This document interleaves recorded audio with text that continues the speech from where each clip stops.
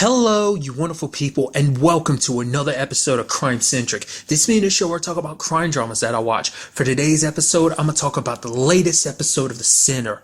A fantastic episode. Super sad overall, but obviously, it's a very, just overall storytelling wise, fantastic episode.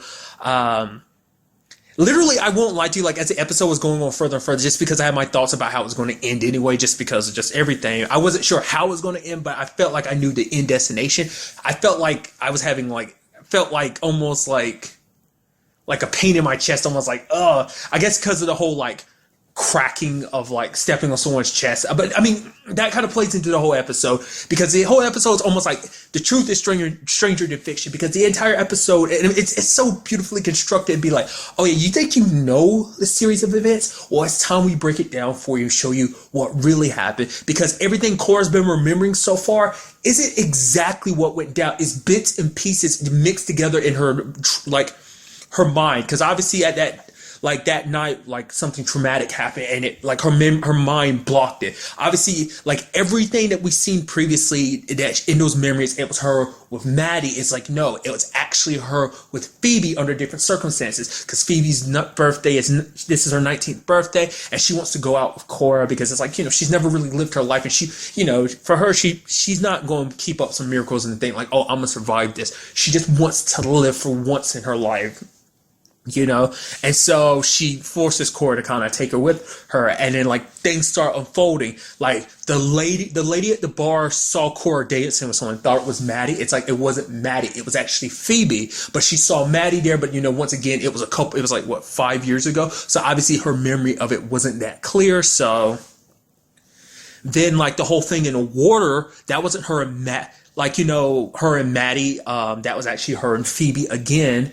Then there's the whole you want me dead? Of course, that was Phoebe who said it, because Phoebe felt because I don't know, it was so beautifully done in that matter, and it correlates everything. Obviously the dialogue's a little bit different, because we're getting the clear full picture of the dialogue. Completely throwing my thought. I mean, obviously this is all some huge cover up. It still is, but not to the extent that I thought it was, because there was a whole angle of I was thinking oh, this some rich people hunting people type of weird cult thing. Is nah, it's nothing like that. That basically everything was a series of events, bad things leading to one another, because this all stems ultimately this all comes from the fact is that Phoebe and Cora had their parents. They had to live under their mother's roof. She was very strict. They never, for Phoebe, she never had a chance to live her life, and Cora never had a chance to live hers either, because she was taking care of Phoebe and everything. And it's just all of that accumulated to this one event, things spiraling out of control. The moment they met that dude Todd, and he was getting high and everything, the moment JD was oh yeah, it's oh, how do you know each other? And they're laughing and stuff like that. I guess, JD's selling him drugs and everything. And then he's oh, I need you to be my front woman. The moment he started touching Cora's knee, I was oh God, it's that thing. And then she looks at JD, and JD's kind of almost giving her a nod. It's you want her to have sex with this dude for a business deal, because he's a real estate dude or something. I'm what? It's oh my God. Because this episode, you already didn't like JD, and it's man, this adds an extra layer of no, not even gonna censor myself. Fuck JD. He is such a piece of shit, because it seems it's not even just Cora, because obviously Maddie was telling the story earlier about a woman who got an ex of JD's before Maddie, that got pregnant, jumped in front of a car to get rid of the baby, and it was oh, so that's where Cora got that from. Also, along those same lines, it's the mask. It wasn't someone well, I'll say that for later, because we don't really know for 100% for sure. But it seems for now, that whole mask thing seems it was just she ran into a dude who was kind of high at the time, and he was oh, hey, the gunshots, other people being high when she was cleaning Phoebe's dress after she had an accident. But nevertheless, it's oh man, so that's where Cora got it from, that whole story. Once again, it's hard to say what was really Cora really believed that. Well, it's probably a combination of the fact is that her memory is blocked off, plus that information's in her head, because after whatever she went through those 2 months, it kind of bumbled in her head, and she once you remember something hard enough and believe it hard enough, I mean, once you keep thinking something over and over and over is the truth, especially when her brain is blocking it out, because everything involved Phoebe, and that was the most traumatic thing. Because no matter how much of an odds she was with her sister, and the fact is her sister was a vampire or whatever, sucking the life away, making it so she couldn't have the life that she wanted to. Cora having to sacrifice so much. That was still her little sister that she loved and cared about. Like, I mean, amongst your family, like, her sister was probably the only person she really had, like, you know, especially because she took so much time taking care and caring for Phoebe in a way that their mom couldn't. Because her mom is like, because even in this episode, Phoebe's like, yeah, go ahead and drink that wine, Mom. It works with you. It's almost like you're not your usual self when you drink, so you should drink a lot more. But her mom didn't really take it that way. It was kind of like a double-handed, I mean, it was more of an insult than a compliment, but her mom took it as such. So, and there was moments where you just see the dad just kind of sitting there, like during the conversation, and her mom be like, oh, but I saw that look in your eye, and you're just like, I knew you were a fighter, that you would fight through. The doctors are saying it would. You wouldn't make it through, but I knew you would. And you just have Cora, Phoebe, and the dad sitting there. So it's almost like the dad, like, once again, I don't know what the dad's position in all of this is. Like, it seems like everything that's been set up, it seems like it's all the moms. Maybe it's a combination of that plus the whole fact is, I mean, let's not forget there's a whole episode about him cheating and everything. So, but going back to it, it's like, the fact is that, like, Maddie's like, what are you doing? Well, you tell me to go? But JD, I've done so much for you. I've done more for you than she has. He's like, you think just getting pregnant and hit by a car is going to do anything? Just get out of here. It's like, he said it so candidly, like it didn't mean anything to him. And so she did all that for the purposes of being with him. So it probably most likely, I mean, because then, like, as everything went down, it's like the moment that was all unraveling, I was thinking, like, the body that they found, it isn't Maddie's, it's Phoebe's, because of the whole, like, misremembering things, which does beg the question, where is Maddie? Because no one's seen her since. I can only assume it's because Maddie just, you know, she just up and left after everything, because wasn't it her sister, or was it her mom or somebody? Because, like, I think, wasn't it Harry met with her? That he met with somebody from her family. I can't remember if it was her sister or her mom, but the fact of the matter is, it's like, if anything happened to her, she was like, yeah, it was most likely JD who did something to her. So, which is basically, I mean, once again, it's like, where is this all stemming from? Like, this whole, like, cover-up situation. I mean, obviously JD getting murdered, I mean, that might have legitimately just been a drug thing now, but obviously I feel like the timing's too coincidental for that to be the case. Maybe it is purely that coincidence. You know, maybe he screwed some people over on a drug deal. Maybe they're people who are connected to that night. Now we see, because now Cora started to see, like, JD didn't really care about her. Like, he literally is setting her up to have sex with this dude Todd, you know, and it seems like, I mean, from the conversations, it seems like he made Maddie do the same thing, hence why she was like, yeah, like, no, because she's so desperate for his love, because basically you could argue he probably broke her down to the point of making it so, oh, she felt like, almost like a Stockholm syndrome type of thing of, like, you are so broken down by this person that you feel the need to be with them, that this person who is kind of your captor, your holder, you're like, no, this is love, I love them because you're so damaged. And it does seem like that, because even, like, Phoebe called it out in the bathroom. She's like, you look so sad, what's wrong? She's like, I'm not, because she's trying to get Cora away from JD, hence telling the whole story, obviously not saying that the whole pregnancy story was her own story, but it's like, because she's so desperate for JD's love, because outside of him, she probably has nothing. She probably already cast away her family. She, like, all she has is JD. So it just, like I said, it just shows you how much, I mean, and then now you're kind of like, you know, JD kind of got what he deserved after everything he did. I mean, especially how the episode ends. Like, basically he got, you know, I mean, it was more so a combination of, like, you know, Phoebe trying to run wild and be like, hey, Cora, you live your life. Don't feel like you have to worry about me anymore.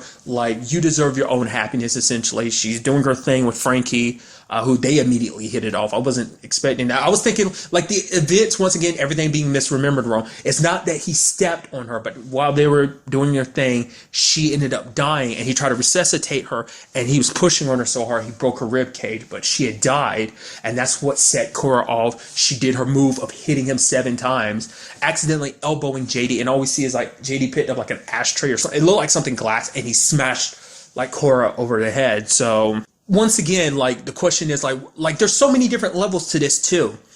What about Phoebe's parents? The way the conversation went, they made it seem like Phoebe, you know, like Phoebe died like a month after Cora disappeared and ran away. But it's like, did they know more about the situation than they letting on, or what? Like, how would you, like, because they never went into specifics about how Phoebe died. Like, especially if that is Phoebe's body, Because I'm like I said, I'm starting to think like Maddie just left. She probably just wandered off and just went off on her own. So there's that, and it's like they probably kept Cora for like the past like 2 months, drugging her up, trying to make her forget because they couldn't let her go until they cleaned up everything. So they like figured, I guess they figured it out. She was so maybe that's why I'm like, maybe there's some truth to that whole like seeing a guy with the mask thing. Like maybe legitimate, like maybe it's a situation of like she saw JD or Frankie's face or something, and that's what triggered the whole thing.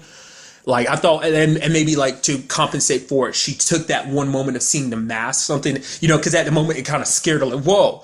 And then like, you know, her brain kind of correlated it to like something that kind of make you go, whoa, and kind of make you jump back a little bit with what was happening to her. So then again, it's like maybe all of that was all like, you know, out of her memory. Once again, it's like nothing actually changed. Everything kind of happened to the same degree. It's just certain events were a little bit different. So like, you know, her hiding underneath the bed, you know, and then him being like, oh, how'd you get yours? Like, there is a strong possibility that happened. It might have been JD. It might have been even this Todd dude. So, I mean, hell, if we actually think about it now, like Todd is a real estate dude. He'd have the money to back all this stuff up.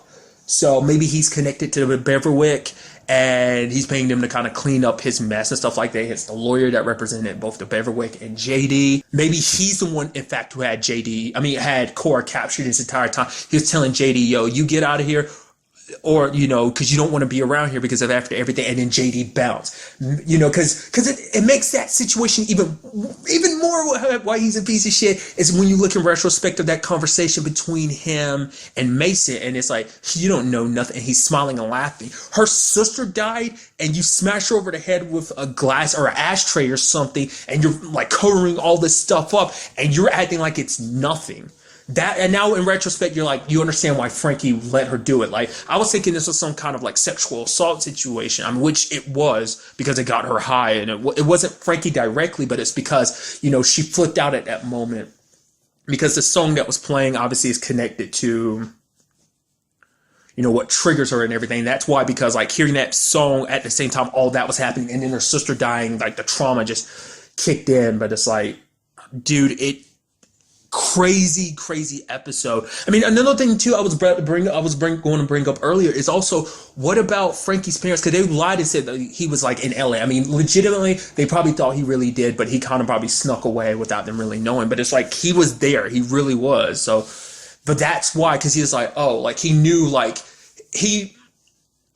I don't think he immediately recognized Cora. Maybe he never actually saw her face at first. But that's what this is all about. This isn't like, I was like, it's someone hypnotized her, but it's like, no, the trauma like reinitiated. It wasn't like a hypnosis. Like, that's why I was thinking from the beginning, someone set her up to kill Frankie, but she killed Frankie because of the trauma that night of her sister dying and then covering the whole thing up. Which, once again, why aren't the parents involved? Unless, thinking about it now, Todd, big real estate dude. Real estate makes you think money. He's possibly covering up for JD as well as, you know, covering for the Beverwick. So who's to say he didn't pay off the parents? It's like, oh, Cora doesn't remember. So to make sure she doesn't remember, oh, you guys are getting paid off. Because it something just seemed shady about them when Harry went to go talk to them. So I don't know, like this, like I said at the beginning, truth is stranger than fiction, and everything is slowly coming together about this whole situation, about why she attacked Frankie and why Frankie accepted, because he's like, oh yeah, like I knew the truth about what happened, but I helped cover it up. I kept my mouth shut this entire time. It's like, I deserve this, because he actually legitimately had feelings for Phoebe. It was an accident, but it was a spur of the moment thing of like,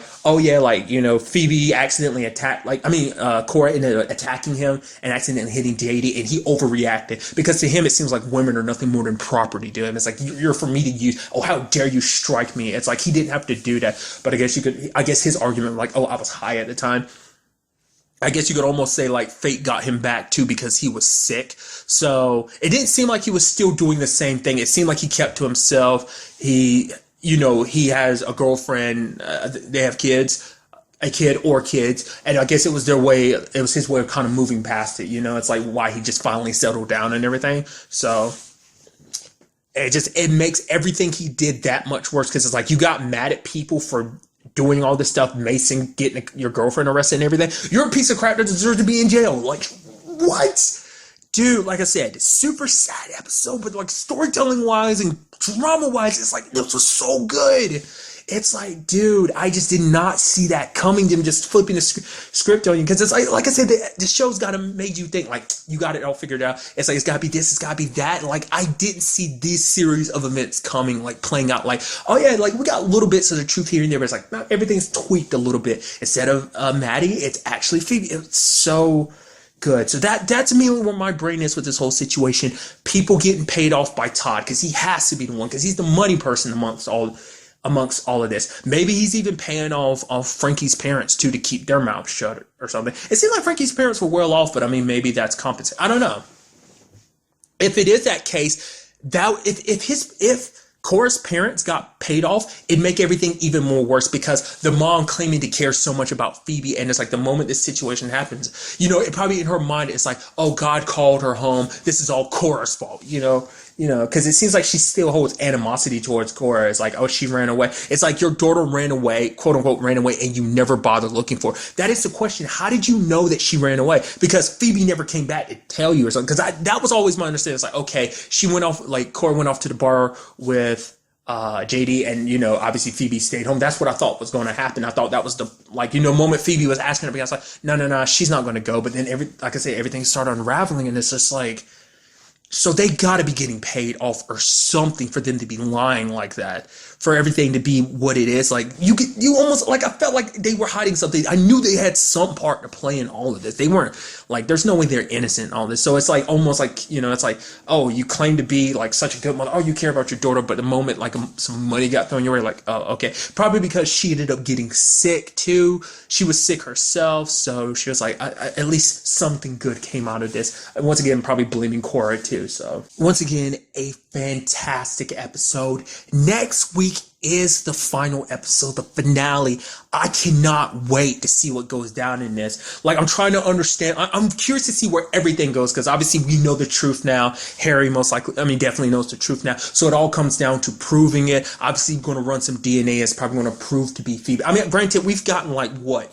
I guess like 75% of the truth of what went down that night. Probably the next episode, definitely in the next episode, we're going to get everything. And so I'm thinking that body's definitely going to be Phoebe. So, and I truly believe Todd is kind of like the corrupt mastermind behind this whole situation. So I wonder, has Todd popped up in the show so far, and I don't remember. I don't remember him popping up. I don't ever remember his name coming up. So it's one of those situations of like, oh, this is a terrible human being. Yeah, you meet him in the second to last episode, and it's like, oh, or maybe we'll go back and be like, oh, he's been here, here, and here. Like if you rewatch the show in retrospect or something like that. It probably isn't. Like he probably is never like present through the show or something. Maybe he is. I don't know. But like I said, I'm excited to see how this all plays out. Like how will this affect Cora going forward, because it's like understanding why she killed Frankie. I mean, it probably won't justify what she did, but it will probably explain some things away, and maybe she can get help from her trauma and stuff like that. It also kind of goes back to why when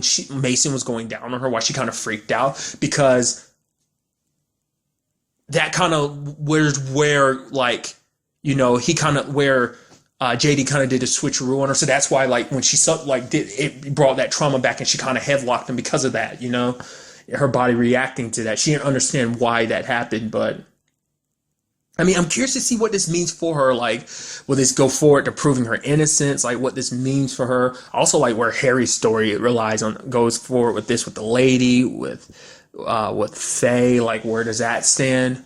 That is kind of an interesting thing. We never really found out about Harry, why he is the way he is. I guess it's just like he's very eccentric. Like going back to the whole conversation last episode of, people being born differently, wired differently. He's just wired differently. He's not big into talking. So yeah, I guess that's as much as that we'll really get. But I guess those are certain aspects of him to kind of show you like his mind frame of like, oh yeah, he cares about plants and stuff like that. Because plants are easy to take care of. He doesn't have to communicate with them. He can just take care of them. He doesn't, need to talk and stuff like that. So, what does this mean for her life? If Cora's proven innocent, like it still doesn't take away once again, it doesn't take away from the fact that she killed somebody, but there's answers there, there's understanding, and maybe there might be some leniency when the whole truth comes out. But it's like, her family, like her in-laws kind of bashed her a little bit, like, oh, this is all Cora's fault, she's locked away, she's still causing us problems and stuff like that. It's like, could life ever go back to being normal? I know I'm currently rambling on, and I do apologize. Like I said, we will just have to wait till the finale next week to get all the answers. So, really super excited to see how this all ends. But really, that's all I want to talk about in this episode. Till the next time we meet, be happy, be safe, live life to the fullest, and enjoy it. Good day and goodbye.